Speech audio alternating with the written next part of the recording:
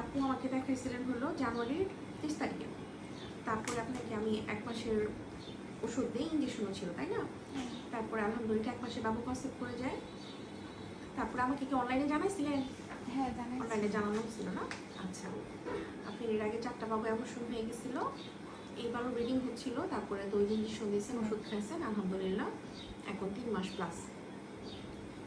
আচ্ছা ঠিক আছে, এর আগে আপনার 1টা বাবু আছে, 4টা বাবু অবশ্যই হয়ে গেছে, এটা 5 নাম্বার বাবু তাহলে, তাই না? এর আগে বাবুটা সিজার ছিল, এবার আমরা ইনশাল্লাহ চেষ্টা করবো যাতে আপনার নর্মাল ডেলিভারি হয়, মানে ভিভ্যাক যেতে হয়, এটাই তো চেষ্টা করবেন নাকি?